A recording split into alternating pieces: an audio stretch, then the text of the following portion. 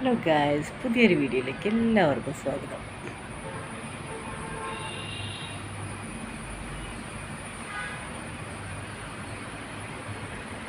അപ്പോൾ ഞാനിന്നൊരു പുതിയ item bread കൊണ്ട് അല്ലെങ്കിൽ എഗ്ഗ് കൊണ്ട് ഒരു കട്ട്ലേറ്റാണ് ഉണ്ടാക്കാൻ പോകുന്നത് കേട്ടോ. ഇന്ന് വരെ നിങ്ങൾ പരീക്ഷിച്ചിട്ട് പോലും നോക്കിയിട്ടുണ്ടാവില്ല അത് എഗ്ഗ് കൊണ്ടുള്ള കട്ട്ലേറ്റ്. കട്ട്ലേറ്റ് എന്ന് പറയുമ്പോൾ എനിക്ക് ഓർമ്മ വരുന്നത് പണ്ട്, വളരെ പണ്ട് എൻ്റെ സിസ്റ്റർ ഡെലിവറി യുടെ സമയമായിരുന്നു കേട്ടോ. ഹോസ്പിറ്റലിലാണ്, ഗവൺമെൻറ് ഹോസ്പിറ്റലിൽ. അപ്പോൾ ഞങ്ങൾ വേറൊരു അനിയത്തിയും കൂടി ഉണ്ടായിരുന്നു. ഞങ്ങൾ രണ്ടുപേരും കൂടി വീട്ടിലേക്ക് പോകാൻ നിൽക്കുമ്പോൾ ഞാൻ പറഞ്ഞു നമുക്ക് വിശന്നിട്ട് വയ്യ, നമുക്ക് എന്തെങ്കിലും കഴിക്കാമെന്ന് പറഞ്ഞപ്പോൾ ഒരു ചെറിയൊരു കട, അത് അവിടെ കുന്നംകുളത്താണ് കേട്ടോ. കുന്നംകുളത്ത് ഒരു ചെറിയൊരു കടയുണ്ടായിരുന്നു.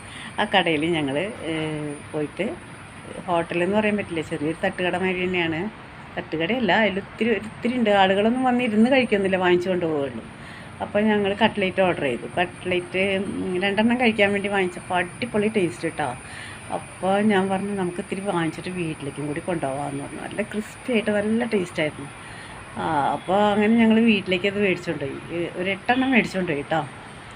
മേടിച്ച് കൊണ്ടുപോയ ഉടനെ തന്നെ ഞങ്ങൾ അവിടെ നിന്ന് തന്നെ പിന്നെയും ആ ഒരെണ്ണം തിന്നതിൻ്റെ സ്വാദ് കൊണ്ട് പിന്നെയും ഞങ്ങൾ വേഗം അങ്ങോട്ട് കടിച്ച് തിന്നാൻ തുടങ്ങി. തിന്നതും ഛർദ്ദിക്കാൻ വന്നിട്ട് അയ്യോ, ഇത്രയും വൃത്തികെട്ട കട്ട്ലേറ്റ് ഉണ്ടാവില്ല, പച്ചച്ചോവ എടുക്കുക, എന്തൊക്കെയോ ഒരു ടേസ്റ്റ്.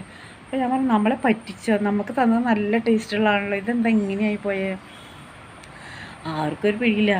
അത് കഴിഞ്ഞ് ഞങ്ങൾ ഇതെന്താ ഇതിങ്ങനത്തെ ടേസ്റ്റ്. അതിൻ്റെ മുമ്പ് ഞങ്ങൾ കട്ട്ലേറ്റ് കഴിച്ചിട്ടില്ല, അതാണ് സത്യം.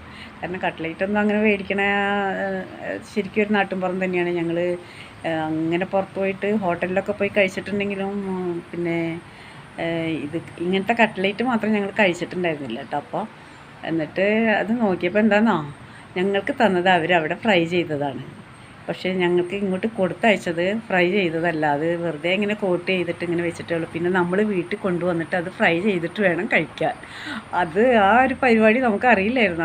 അങ്ങനെ ഒരാളും ഇതുവരെ അങ്ങനെ കൊടുക്കണം കണ്ടിട്ടില്ല. എന്നാൽ അവർ പറയണ്ടേ ഇത് നിങ്ങൾ ചെന്നിട്ട് വീട്ടിൽ ചെന്നിട്ട് ഫ്രൈ ചെയ്യണമെന്ന്. അതൊന്നും പറഞ്ഞില്ല. അത് പച്ച ഇതിൻ്റെ എന്താണ്, മട്ടനാണോ ചിക്കനാണോ എന്നൊക്കെ ഓർമ്മയില്ല. എന്തായാലും നോൺ വെജായിരുന്നു. അങ്ങനെ ഞങ്ങൾ എന്നിട്ട് ബാക്കി അപ്പോഴേക്ക് കുറേ പിള്ളേരെടുത്ത് കഴിച്ച് ബാക്കി ഒരു 3-4 ബാക്കി ഉണ്ടായിരുന്നുള്ളൂ. ബാക്കിയെല്ലാം അതൊക്കെ തുപ്പിക്കളഞ്ഞു, ഛർദ്ദിച്ചു, അങ്ങനെയൊക്കെ അത് പോയി.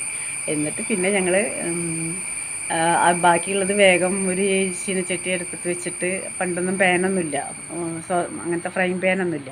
അപ്പം എന്നിട്ട് വേഗം ഒരു ചീനച്ചട്ടി എടുത്തിട്ട് വെച്ചിട്ട് വെളിച്ചെണ്ണ ഒഴിച്ചിട്ട് അത് ഫ്രൈ ചെയ്തപ്പോൾ ബാക്കി ഒരു 4 ഉണ്ടായിരുന്നുള്ളൂ. അത് നല്ല അടിപൊളി ടേസ്റ്റ്, അതേമാതിരത്തെ ടേസ്റ്റ് തന്നെ കിട്ടി. അപ്പോഴാണ് നമുക്കത് അറിയില്ലെങ്കിലുള്ള പ്രശ്നങ്ങളാണ് ഇപ്പം ഞാൻ പറഞ്ഞത് കേട്ടോ. അപ്പോൾ എന്തായാലും നമുക്ക് കട്ട്ലേറ്റ് ഉണ്ടാക്കാമെന്ന് പോവാം കേട്ടോ.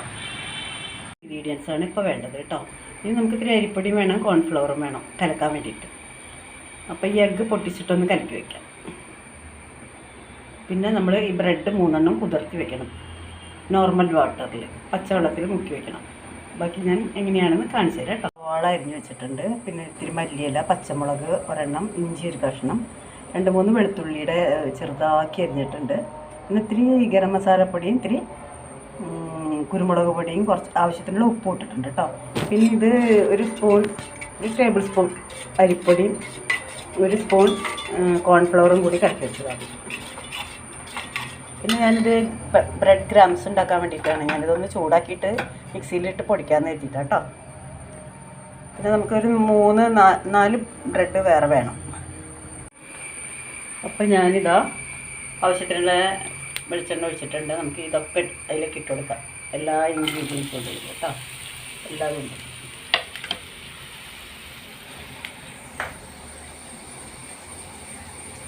അത് മൂക്കൊന്നും വേണ്ട കേട്ടോ, അതിങ്ങനെ ഒന്ന് ആക്കി കിട്ടിയാൽ മതി. ഇപ്പോൾ ഇത് റെഡി ആയിട്ടുണ്ട് കേട്ടോ. ഇത്ര ആക്കിയാൽ മതി, ബ്രൗൺ കളറൊന്നും ആവണ്ട. അപ്പം നമ്മൾ ഈ സമയത്ത് നമുക്ക് ഈ മുട്ടയുടെ ഇതിലേക്ക് ഒഴിച്ചു കൊടുക്കാം കേട്ടോ. ഈ നടുക്കില്ല, ഇങ്ങനെ ഒഴിക്കാം. ഒഴിച്ച ഉടനെ ഇളക്കണ്ട, 1 മിനിറ്റ് കഴിഞ്ഞിട്ട് ഇളക്കിയാൽ മതി കേട്ടോ. അപ്പോഴേക്കും അത് ശരിയാവുള്ളൂ.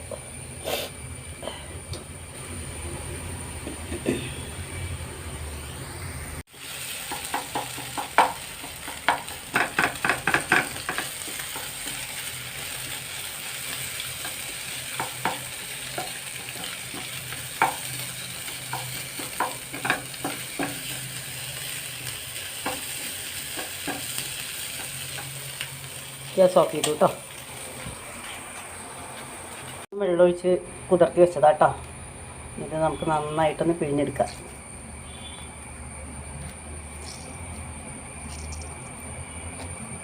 ഒട്ടും വെള്ളമില്ലാണ്ട് നമുക്കൊന്ന് പിഴിഞ്ഞെടുത്തിട്ട് ഇതിലേക്കിടാം.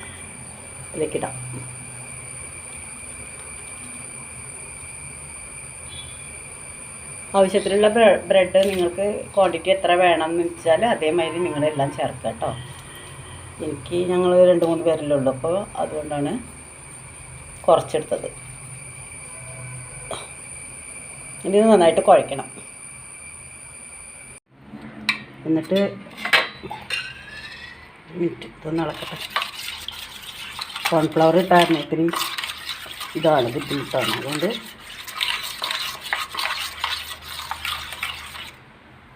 നമ്മളിത് ഇതേമാതിരി ഷേപ്പാക്കി കഴിഞ്ഞിട്ട് ഏത് ഷേപ്പ് വേണമെങ്കിലും ആക്കാം കേട്ടോ. നിങ്ങൾക്ക് ഇഷ്ടമുള്ള ഷേപ്പാക്കാം. എന്നിട്ട് ഇതിൽ മുക്കി കഴിഞ്ഞിട്ട് നമ്മൾ പൊടിക്കണമല്ലോ.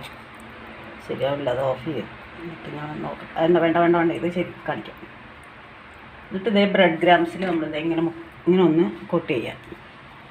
ഇങ്ങനെ ഒന്ന് കോട്ട് ചെയ്താൽ മതി കേട്ടോ. ഇത്രയേ ഉള്ളൂ പണി.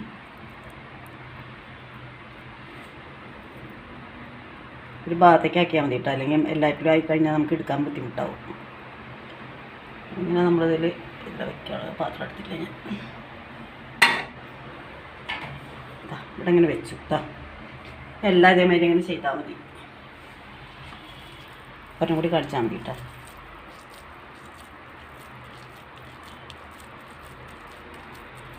ഇങ്ങനൊന്ന് ഷേപ്പാക്കുക. ഇതിലൊന്ന് മുക്കുക. അത്ര ബുദ്ധിമുട്ടാവില്ല. എല്ലാ ഭാഗത്തൊന്നും ആക്കിയാൽ മതി കേട്ടോ.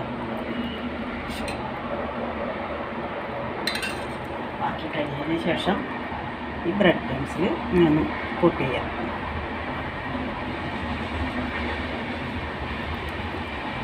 ഷേപ്പാക്കുക.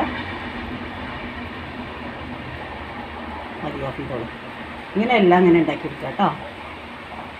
നിങ്ങൾക്ക് ഞാനെല്ലാം റെഡിയാക്കിയിട്ടുണ്ട് കേട്ടോ.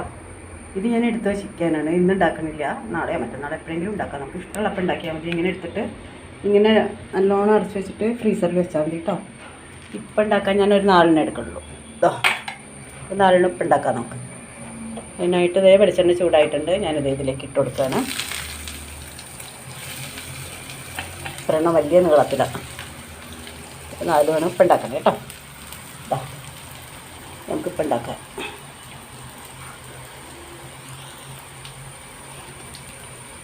ഇത് നാളെയോ മറ്റന്നാളോ എപ്പോഴെങ്കിലും ഉണ്ടാക്കാൻ സൗകര്യം പോലെ നമുക്കിങ്ങനെ ഉണ്ടാക്കി വയ്ക്കുകയാണെങ്കിൽ സുഖമാണ് കേട്ടോ. അപ്പോൾ എപ്പോഴെങ്കിലും ഉണ്ടാക്കിയാൽ മതി. Thanks for watching my video.